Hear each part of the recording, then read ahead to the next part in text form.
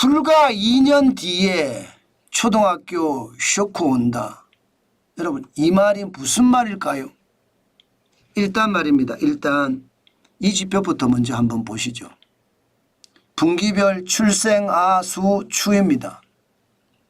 여러분 2024년 2분기에 5만 6,838명이 늘었습니다.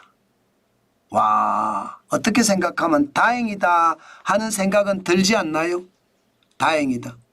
저는 그런 생각이 들더라고요. 왜 제가 그런 생각이 들었나 하면요.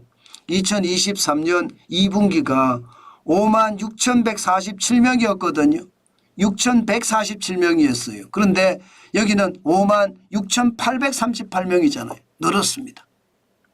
최악의 출산율 뭐 난리도 아니다. 이러다가 대한민국 침몰한다. 인구 지진이 장난이 아니다. 각종 말들이 난무를 했고요. 실제로 말입니다. 합계 출산율을 보면 0.71이에요. 심지어 2023년 4분기에는 0.65까지 떨어졌습니다. 그야말로 분기별 출생아 수를 보면 난리도 아닙니다. 그런데 왜 초등학교 쇼크 온다 이 말이 나왔느냐. 여러분 늘어나기는 하지만요. 예, 5만 6,838명을 1년 동안 쭉 이렇게 나래비를 세워보자고요.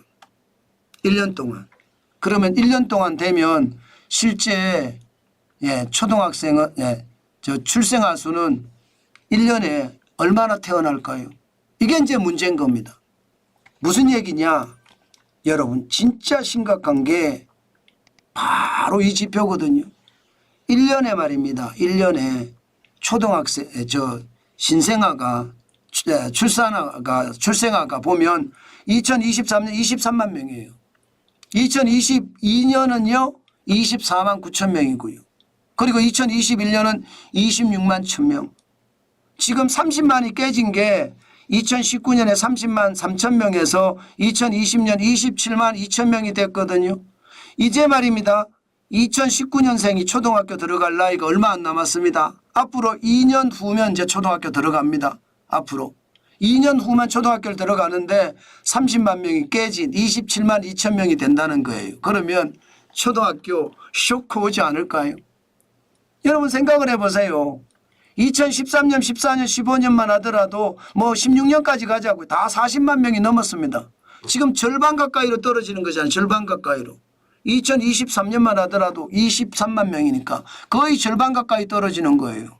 그러면 한 해 초등학교 들어가는 사람이 예, 뭐 2013년, 14년에 비하면 초등학교가 절반으로 줄어도 된다는 뜻이잖아요. 진짜 충격적입니다. 저는 이게 우리 시장이 진짜 어마어마한 충격이라고 생각합니다. 대한민국이 망할 위기에 처했다는 것도 바로 이런 면입니다.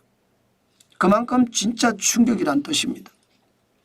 게다가 여러분 지금 2분기도 앞서도 보여드렸지만 합계 출산율 한 명의 가임 여성이 낳을 수 있는 평균 출생아 수를 합계 출산율이라고 하는데 0.71명이 한 명도 안 나와요. 한 명도. 세계 최저죠. 세계 최저. 일반적으로 말입니다. 1975년만 하더라도 한 명이 4.53명을 낳았습니다. 가임 여성 한 명이. 그런데 지금은요 0.72명. 그러니까 대한민국이 무너진다 하는 이야기가 틀린 말이 아니죠. 틀린 말이 아니죠. 초등학교 쇼크 온다는 뭐 당연한 거고요. 아마 불과 2년 뒤면 뭐 내년 후년입니다. 내년만 가도 아마 느껴는 질 거예요. 느껴는 질 거예요. 근데 내후년에 가면 더 많이 느껴진다는 거죠. 왜 23만이나 이렇게까지 쭉쭉쭉 내려가는 30만이 깨진 것을 느끼게 되니까.